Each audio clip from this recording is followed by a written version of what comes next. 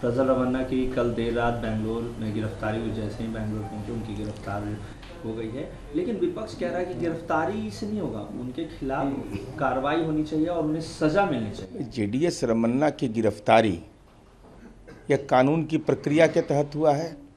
कोई विपक्ष CrPC IPC act बनाया है क्या? भाई, कानून की प्रक्रिया के तहत अदालती कार्रवाई होती है, उसके तहत किसी को सज़ा मिलती है तो वो प्रोसेस नहीं होगा क्या? इसलिए विपक्ष को हम अनुरोध करेंगे कि इस बात का एहसास करना चाहिए, अगर किसी ने गुनाह किया तो उसको बचाने वाला कोई नहीं है। वो गिरफ्तार भी हुए हैं और कानून की प्रक्रिया के तहत जो प्रक्रिया पूरी होगी तो अदालत सजा मुकर्रर करेगा। पीएम मोदी 45 घंटे के लिए ध्यान में चले गए हैं कन्याकुमारी में। इससे विपक्ष को क्या परेशानी है?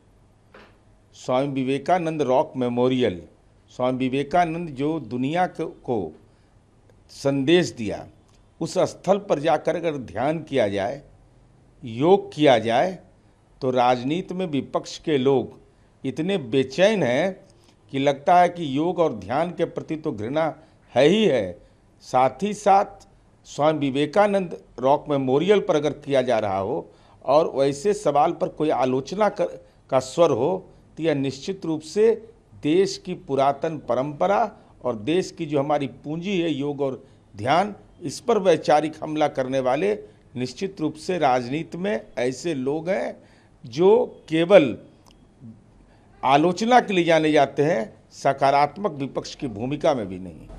पीएम मोदी ने कहा है कि जब मैं वापस आऊंगा तो 125 दिनों का रोड मैप तैयार कर दूंगा। आदरणीय प्रधानमंत्री नरेंद्र मोदी जी को कोई संपत्ति सृजन तो करना है नहीं, कोई पारिवारिक राजनीति का कुनबा को तो ठीक करना है नहीं, उनको व्यवस्थित करना है नहीं। तो जिनके पास विकास का रोड मैप हो, देश का रोड मैप हो, दुनिया के अंदर भारत की अर्थव्यवस्था कैसे बेहतर हो, दुनिया के अंदर भारत का सम्मान कैसे बढ़े, राष्ट्रीय सुरक्षा के मानक पर पड़ोसी हमारी तरफ नज़र नहीं दिखा सके, तो अगर रोड मैप उन्होंने बनाया है उनका विषय है, लेकिन रोड मैप बनाया है तो बेहतर रोड मैप होगा। मल्लिकार्जुन खड़गे ने कहा है कि 4 जून को भारत गठबंधन की सरकार बनने जा रही है और प्रधानमंत्री मोदी की विदाई होगी। मल्लिकार्जुन खड़गे साहब इंडी गठबंधन के घटक दल मुगालते में जी रहे हैं। आप तो बैठक ही कर रहे हैं 1 जून को।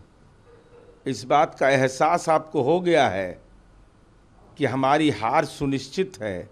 हालात यह है कि जहां अगर चुनाव जीतने की भी संभावना है तो मिठाई बनाने वाले को ऑर्डर दे रहे हैं तो कह रहा है कि फुल पेमेंट कर दीजिए, क्योंकि उसको भरोसा है कि ये चुनाव हार जाएंगे तो मेरा पैसा भी डूब जाएगा, मेरा मेहनत भी डूब जाएगा।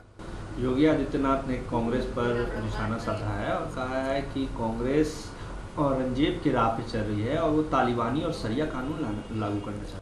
देखिए, अब वो तो अपना अपना आलोचना करने का तरीका होता है, लेकिन इस देश के अंदर संविधान है और डॉक्टर भीमराव अंबेडकर के संविधान रहते कोई भी ऐसा कानून जो आम लोगों के जीवन स्तर में छेड़छाड़ करे, यह संभव प्रतीत नहीं होता।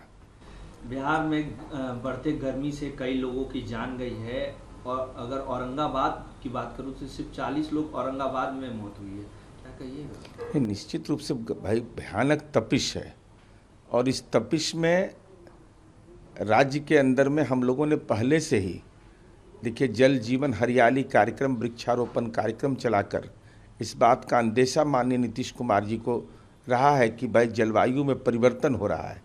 जो आपदा का क्राइसिस होता है, उस क्राइसिस मैनेजमेंट के तहत हम लोगों ने निर्णय लिया कि जो भी तात्कालिक व्यवस्था कर सकते हैं वो कर सकते हैं, लेकिन इसी बीच में चुनाव चल रहा है। तो ऐसी स्थिति में तो निश्चित रूप से हम सब के लिए एक चुनौतीपूर्ण समय है, कठिन समय है कि इस तपिश में विद्यालय तो हमने बंद कर दिया, लेकिन साथ ही साथ जब चुनाव आयोग के द्वारा विनिर्दिष्ट चुनाव का प्रबंधन चल रहा हो तो ऐसी चुनौतियां हमारे लिए कठिन है, लेकिन जो भी आपदा प्रबंधन समूह कर सकता है उस दिशा में सरकार काम कर रही है। नीरज जी, लेकिन विद्यालय तो आपने बंद कर दिया, लेकिन शिक्षकों को छुट्टी नहीं, वो तो स्कूल जा ही रहे हैं, तो वो क्या करेंगे? अब देखिए, शिक्षा विभाग ने जो निर्णय लिया विद्यालय बंद करने का, माननीय मुख्यमंत्री जी के निर्देश पर उन्होंने किया, चीफ सेक्रेटरी के आदेश पर डीएम और विभिन्न पदाधिकारियों को निर्दिष्ट किया गया है। भाई सचिवालय से लेकर के तमाम महकमे जो चुनावी ड्यूटी में शिक्षक रहते हैं, एक परेशानी का सबब है अभी। लेकिन महत्वपूर्ण विषय कि चुनाव आयोग का ये फैसला है कि चुनाव करवाना है और उसमें राज्यकर्मी भाग लेते हैं, शिक्षकों की महत्वपूर्ण भूमिका होती है। इसलिए यह परेशानी के बीच ही चुनाव को संपन्न कराने के बाद ही सरकार कुछ सोच भी सकती है। कल 7वें चरण का मतदान है, मतदाताओं से क्या अपील कीजिएगा?